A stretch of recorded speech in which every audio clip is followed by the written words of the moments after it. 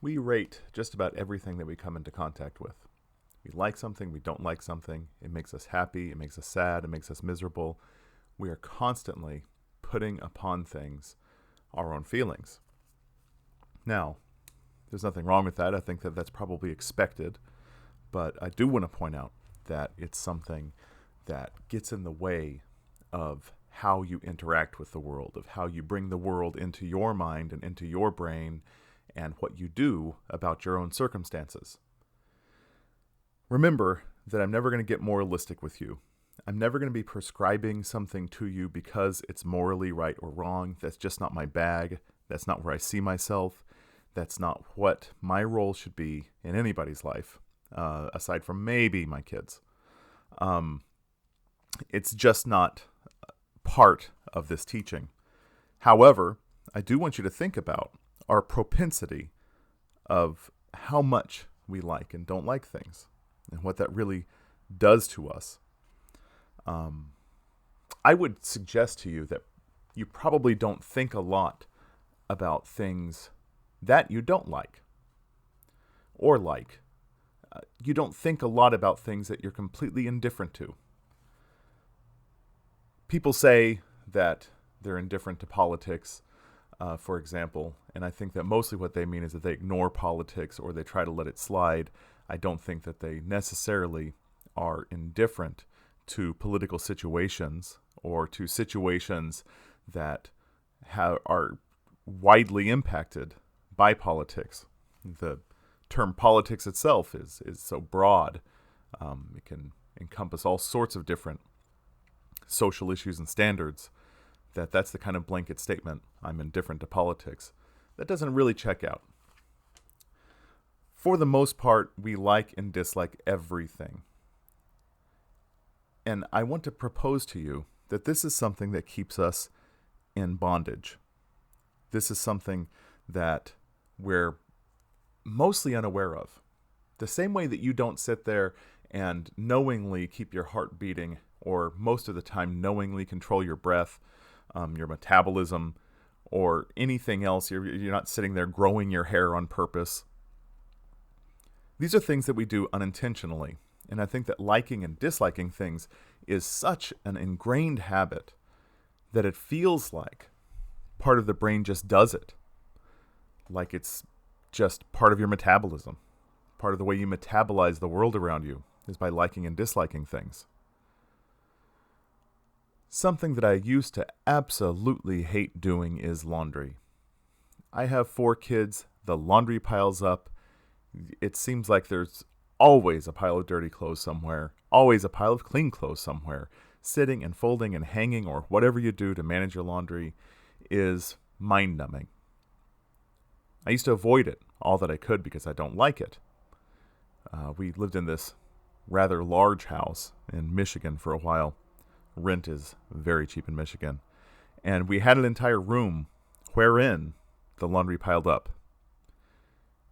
losing things for months at a time because it was somewhere deep in that laundry maze. That's sort of embarrassing to bring up, but that's how much I avoided it. So one day I decided that I had to do this, but just maybe I didn't have to be miserable while doing it. I tried music, I tried audiobooks before or whatever, but what I really had to do was not distract myself from what I was doing. It was to stop caring about what I was doing. To stop carrying with me this notion of my discomfort and my dislike for laundry. I had to just do it and recognize that this is a process, that this is something I'm doing with my arms, that this is something I'm doing with my mind, and this is something that I'm doing with this block of time. That this block of time is going to come and go no matter what I'm doing. That I may as well be doing something with my arms, and that I can think about whatever I want to. This doesn't have to be mind-numbing, it could be mind-freeing. Now, I submit to you that that's rather Pollyanna of me.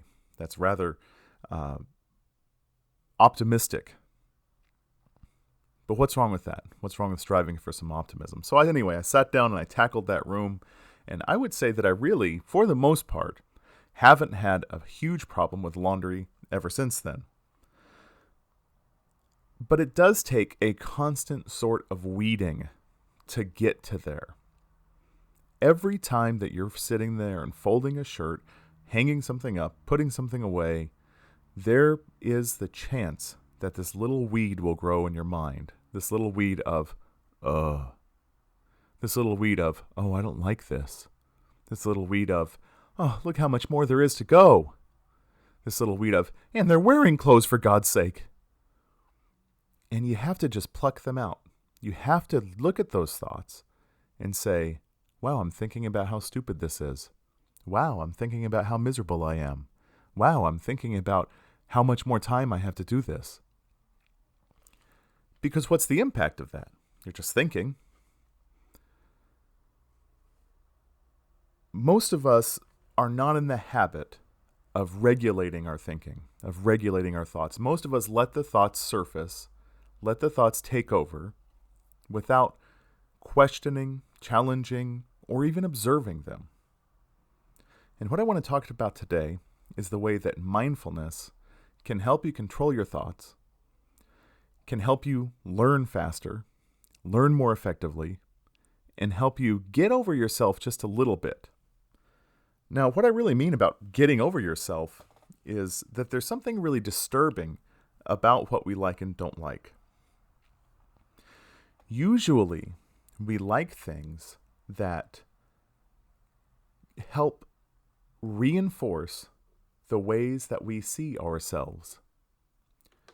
Usually, we like things that confirm how we perceive ourselves. And we dislike things that do not fall in accordance with that vision that we have of ourselves. So what we're really doing is reinforcing this narrative about who we are, what we enjoy, what we like, what we do. We're reinforcing this idea of how we see ourselves through our likes and dislikes.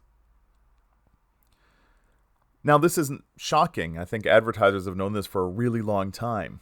Advertisers know that they can aim an ad at you and suggest to you that if you buy this detergent over this other detergent, staying in the laundry thing here, that you are a better mom, or that you are fighting stronger stains.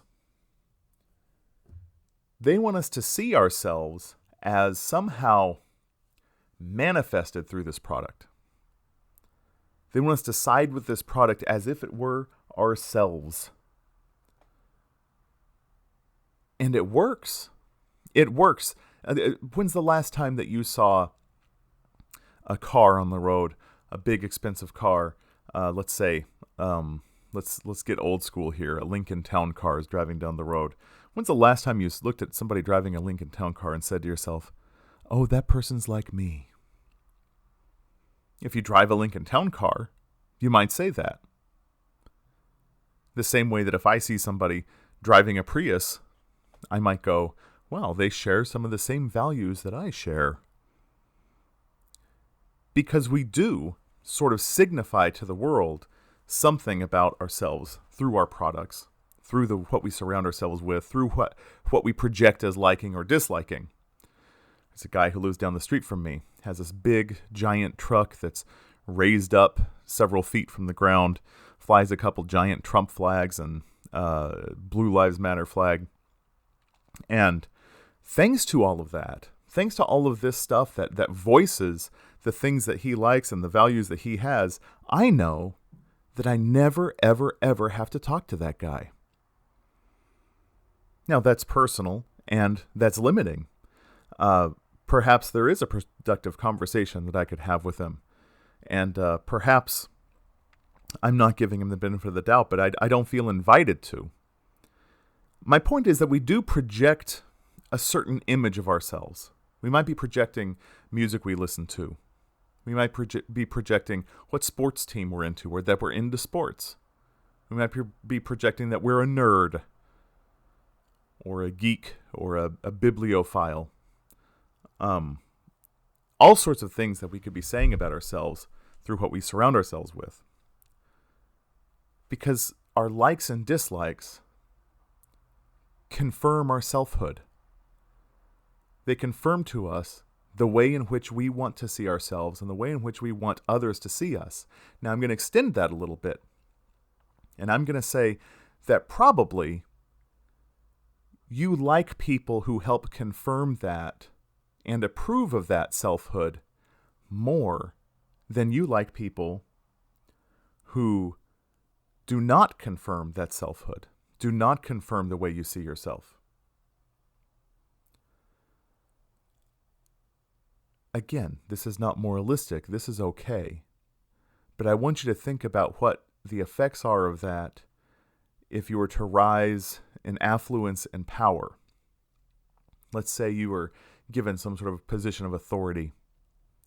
Anything from a teacher to a policeman to a soldier to a president. Any of those things wherein the decisions that you make decide something for the livelihood of other people. That your likes and dislikes being based on how these people confirm or deny your selfhood can become damaging. It can become damaging to others. If I read an essay and I don't like your argument about gun control, or I don't like the point of view that you have of the Beatles, and I grade you down on that, even with as little authority as I should probably have in your life, if your opinion somehow denies some aspect of my selfhood, and I punish you for that, in my own mind, that this essay isn't as good as it could have been, I didn't like it, then suddenly something very damaging has happened, and it's happened in defense of myself. Let's say you're somebody's boss, and this person makes you feel better about yourself than the other person. Suddenly, that promotion may not be as much about job performance as you think it is. And let's say that you're a police officer, and somebody has a sticker on their car that suggests something very negative about your role as a police officer. Do you just run their plate just to see if there's something you can get them on? Because that happens. So our likes and dislikes, in addition to just being a sort of reinforcement of ourselves, which is somewhat narcissistic and defensive, they have repercussions. They have ways that they echo out to other people. They have messages that they communicate. They have consequences.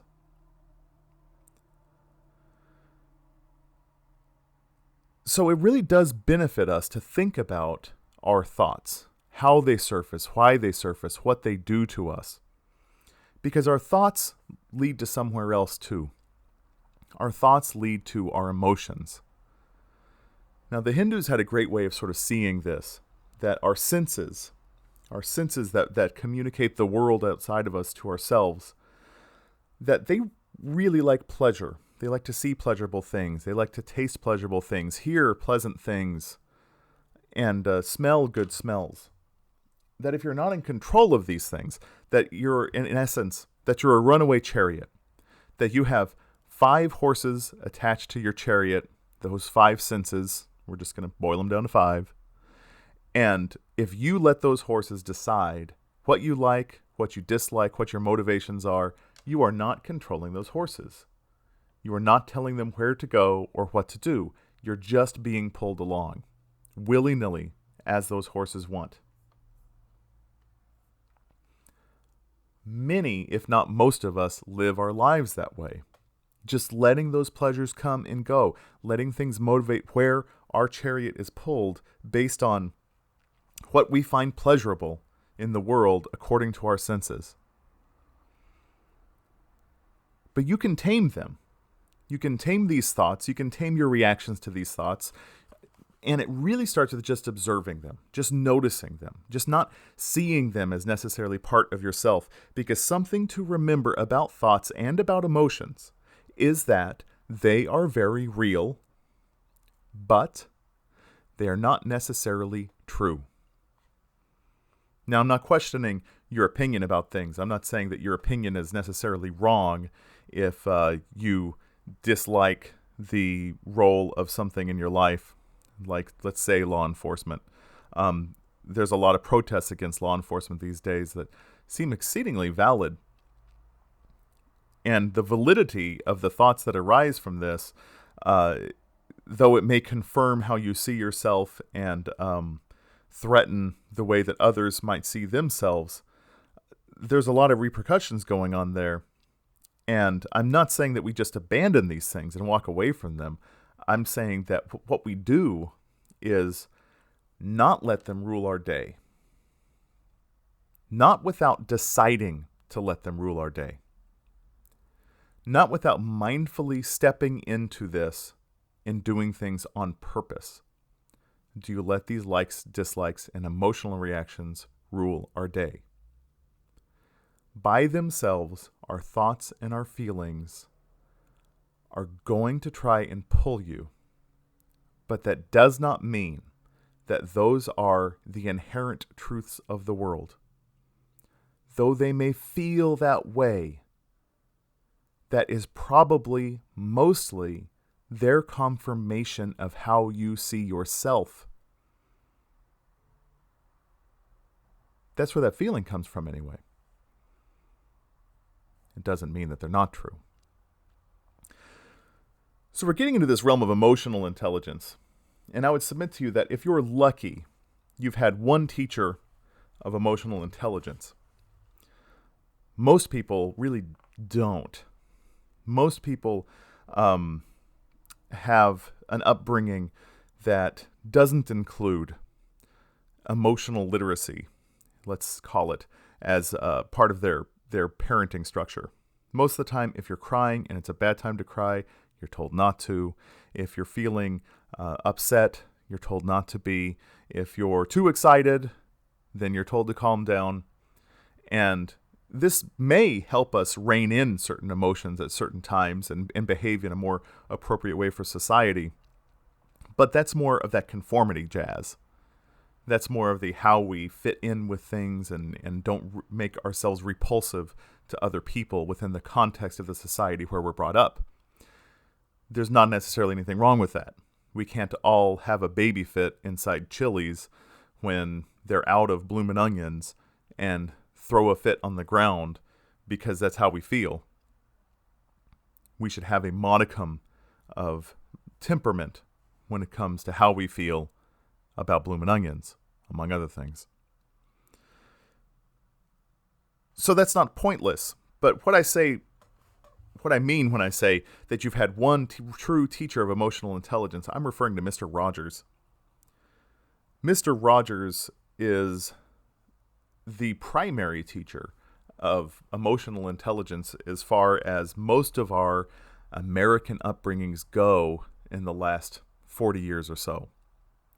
And maybe you didn't even have that. Maybe you were stuck with the Blues Clues, and maybe you didn't even have that. Maybe you had Barney. I don't know what shows people grow up with anymore. But Mr. Rogers was a pretty good one as far as these things go, because he really wanted kids to feel their emotions and to understand their emotions and to know that their emotional responses don't last. Your emotional responses to things do not last without your nurturing them. The average mood lasts about 20 minutes. You're in a good mood, you're in a bad mood, you're bummed out, you're upset. Most of the time, that mood is going to last 20 minutes. But we do keep feeding these moods.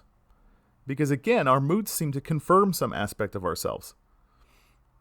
We do nurture them, we do indulge them, and of course, in extreme cases, we get depressed, and we're sad for many, many, many groupings of 20 minutes at a time.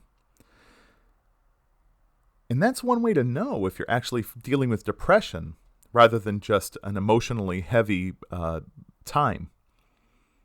Is that if you're really quagmired in this for much longer than 20 minutes, many times a day or many days a week, you could have depression. Now, I'm not your psychologist or anything like that, but that's what I've learned about emotional intelligence. So our words are real, our emotions are real, what you're feeling is real. You have a right to what you feel. You have a right to what you think.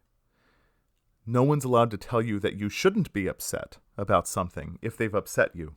And we see this play out all the time, where, I'm sorry, you really offended me. And you go, well, you shouldn't be offended. That's not what I meant. Dude, intent barely means anything. You can do something on accident, and if you've hurt somebody's feelings on accident because it's really not what you meant, and they get hurt because it's not what you meant, then your immediate reaction, again, is, well, this does not confirm who I am, so I'm angry with you. And then you get defensive, and then you tell them how they should be feeling. You should feel really treasured right now. You should reframe the way that I said that because this is what I meant. But really, that's the time where you should take that bigger step and say, "Aw, damn, I didn't mean to hurt your feelings. That's not what I meant." And then try to see where they're coming from. How did they get that message? Because they're not wrong. The message was there. The message was there if they received it. That's real. If you didn't mean it, you got to learn what happened if you don't want this to happen again. You should be sorry. My God, you hurt somebody's feelings. That's the time you should apologize the most. But we don't go through this in school, right? We don't learn very much about our emotions and about our thought processes because this isn't really part of that whole schooling system. This isn't part of our immediate examination of texts or our arithmetic prowess or our knowledge of historical events that, again, usually confirms the way a society sees itself rather than what exactly happened. Because reality is a spectrum. Now, I'm not saying that there's not truth, because lying is a thing. Trying to mislead, trying to manipulate, trying to frame things in a way that makes you shine despite the facts, that's a thing. You shouldn't do that. That is an untruth. Yes, we need to shave away untruths. But reality is a spectrum. There are many different ways to see it, many different ways to feel it, many different ways to understand historical events and historical contexts and motives and everything else. Yes, we tend to cherry pick. We tend to cherry pick based on what confirms our authority, what confirms our power structures, what confirms our development, what confirms the way we see us. It all comes back to this likes and dislikes, whether it's on a massive scale or a really small scale. So I'm lumping a few things in together here. I'm lumping in our thoughts and our emotions because they're very interrelated. Those things can be separated out, and very often they should be separated out. But in the introduction of mindfulness, it's fair to see them as one leading to another, and they have a similar means of trying to get control of them. So how are you going to control these horses? How are you going to stop just this sort of pleasure-seeking of the senses, this constant judgment of the world around you as it reflects upon you? How are you going to make this a more workable, pliable reality for yourself? It's not by stiffening it. When you stiffen things through this process of likes and dislikes, you have these sharp edges to the way you see yourself. And with those sharp edges, you're further distancing yourself from the world around you, from your setting, from your peers, from your authority figures, from your children. Those rigid likes and dislikes that you see as so all-encompassing. You hate broccoli. You hate doing the laundry. You like your yard to look nice. You like all the shoes lined up a certain way. Whatever it is, it puts a stiff, clear line between you and the things and people around you. Because you need to understand these things within the context of yourself. And once that's violated, you see this as violating some aspect of yourself. You've seen people get in fist fights about sports teams. You've seen people do worse things about such minor disagreements, because they take on this massive emotional weight, because they've made this really rigid line about what it means to be them. So mindfulness is the training method with which you can encounter these things and begin to see that they are pliable. And if they are pliable, the ways that you're reaching into the world, your selfhood is pliable. What that then means is that your very reality becomes pliable. You're better able to adapt, to adjust, to encompass and absorb aspects of reality. This is learning, thinking, feeling, relationships, everything. Now, this has been around for a really long time. For example, there is no spiritual tradition that does not involve meditation. Now, right now, it's really hip to do all sorts of research about meditation and to point it at Buddhism and say, see, Buddhism has had this right for thousands of years. And they're not wrong. There's some great books. There's one that's called Why Buddhism is Real. There's one called Buddhism Without Beliefs. All these things that sort of strip Buddhism down to its meditation and mindfulness practices in the way that it focuses on eliminating these constant desires that you have and controlling them. But Buddhism kind of did that in the first place. Buddhism did this by stripping down Hinduism, stripping it away from its gods and its stories and its spiritual context to get at what it more saw was more of the heart of practices. And, then Hinduism swallowed Buddhism and said, oh yeah, Buddha's part of it too, because they're good that way. But it's not just Buddhism. It's not just Hinduism. Clearly, there's a broad, rich history of this in the East. But you can take a look at what the Sufis do. You can take a look at what the Christian mystics did. You can take a look at almost any spiritual tradition you can think of, and there has been a method for mindfulness. So what you're going to do is you're going to be watching the watcher.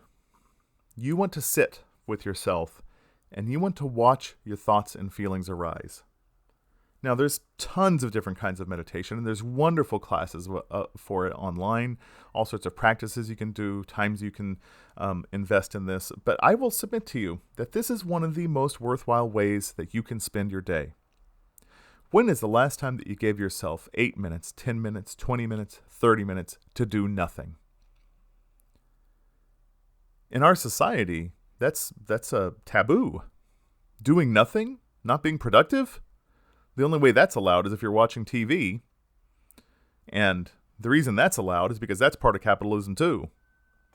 That is somehow productive in the generation of capital by sitting and watching TV. Whether you're paying for a streaming service, renting a movie, paying for your internet, your cable, watching commercials.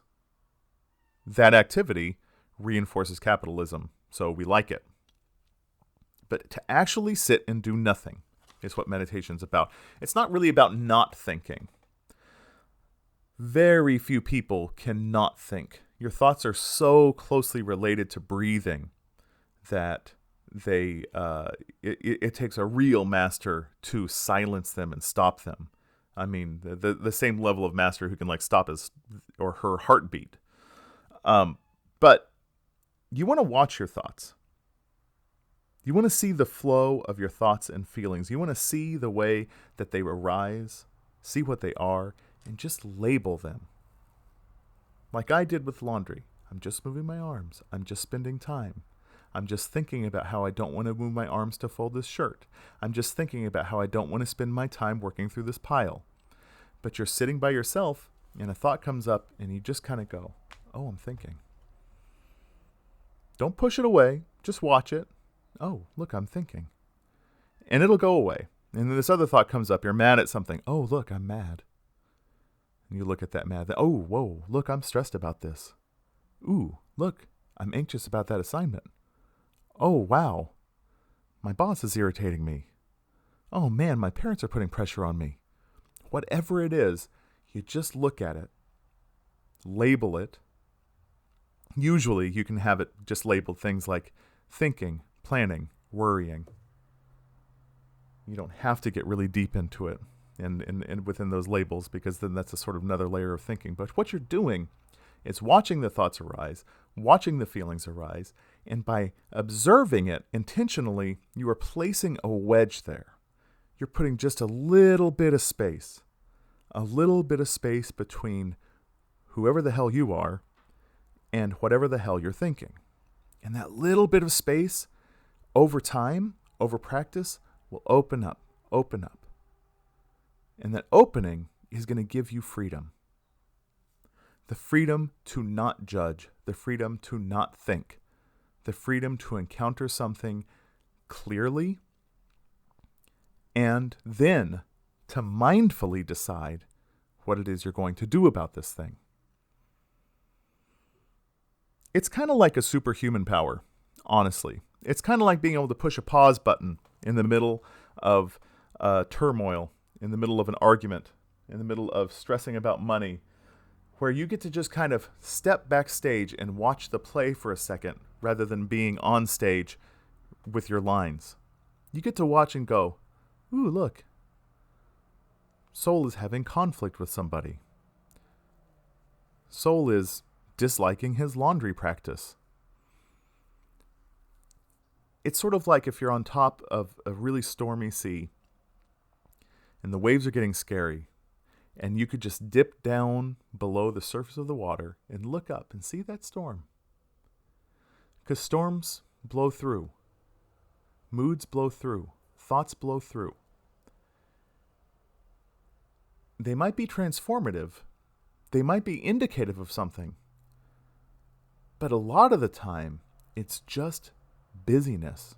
You ever sat in bed and been really stressed out about something so you couldn't sleep? Really stressed out about a project that you're supposed to be doing or a work function you're supposed to be planning? Well, let me tell you something. At 3 a.m, nobody expects you to be working on that project.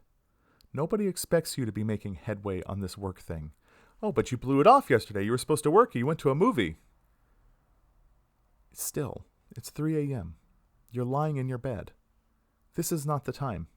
And if you can have that wedge there, you're able to go, ooh, look, I'm anxious about this, but I'm in bed.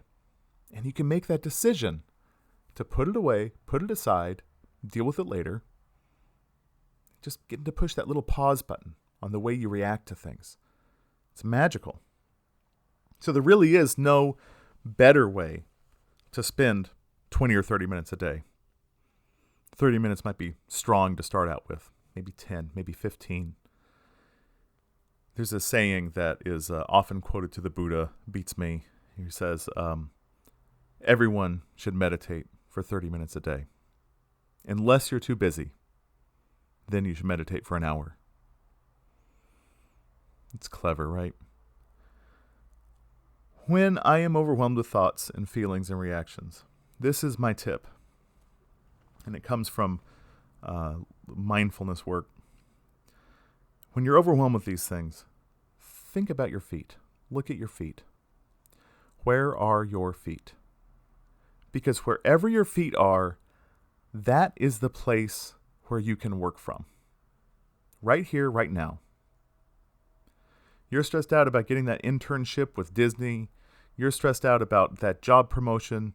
You're stressed out about that undone project. Where are your feet right now? Are they in bed? Because that's where you get to work on this. And the best thing you can do there, probably go back to sleep. Are they at your desk? Well, time to do some work. Are they in the car? You're on the way somewhere? See, that's the only place you can be. Keep your feet where they are. Keep going wherever you're going. That is the place. You have to start where you are. So often, because of our racing thoughts, because of our overthinking, because of our anxieties and our depression, and the way we see ourselves isn't quite lining up with the way we're behaving lately, pushes us to want to advance our self-image to some bizarre future wherein we have accomplished so much, and we wield that influence, and we have some sort of like powerful magnetism about us because of what we've done. That's what we want to see ourselves as. But oh my God, here I am, quagmired in laundry because I didn't sleep last night because I was stressed out about who I think I am versus who I've been lately. But that's where you are. That's where you work from. Don't work from that 20 years in the future self. Nobody knows what challenges you're going to face, what turns you're going to take. Don't be that person. Be this person where your feet are. Your feet indicate to you the positions from which you can work. Only where you are. There's a lot of research done by this guy named Mihai Csikszentmihalyi. He wrote a book called Flow, or called Being in Flow. And essentially what he did was, applied a lot of science to these notions of mindfulness that have been around for a few thousand years, and seen that when someone really and truly is doing something that they love, and then they're in a state of what he calls flow. Some people might call it Zen. Some people might call it zoning in, or deep concentration, or deep work, where you don't think about the time, you don't think about your anxieties, you're not judging things, you are just doing. Maybe you're a mechanic who experiences flow. Maybe you experience flow on a roller coaster. Maybe you experience flow when you're working on a painting or a coloring book or a writing project, or you're drawing out a blueprint for some plan. And that is a sort of simulation of where your mindfulness practice can take you, where you're not judging. You're not in strife. You're not in a state of desire. You're not in a state of feeling like you are some sort of a shortcoming. You are just there, just doing this, just right now. And time sort of opens up and swallows you. And you realize that you are just this thing, just this now, and that this is where you can do your work. That's the goal. At that point, those edges around you become polished. All the challenges that you face are like sand and waves on rocks or on glass. It smooths it out. If you respond well to it, if you're able to face your challenges and they're not so, deeply traumatic, and you're able to affect what you can affect and accept what you can't, etc., then you will become that polished person. You will become that person who goes, well, this looks really hard, and this is really challenging, but hell, I got through that, so I know I can get through this. And if something really giant and tragic comes along, you lose a job, you lose someone, some part of you can say, this is so huge and frightening and overwhelming. Once I get through this, every other challenge will seem small. Everything you do is practice for that. Everything you do is practice to get better. Every challenge you face is practice. Every time you have to sit and be patient, practice being patient. Practice seeing what it's like to really wait for something. Practice these aspects of yourself. And that's the polish. That's the way that you better interact with the world. That's the way that you start to transform the world into something that you can make pliable. Because you did not metastasize into this rigid ball of what should be, of what you like and what you don't like, and what you want and what you don't want, and all these little things that aren't how you want them to be. Once you can be in that flow, once you can be in that space, get Jedi with this, man. Act through this force. Be at one with the Tao. However you want to frame it. That's where you become a true participant in your life.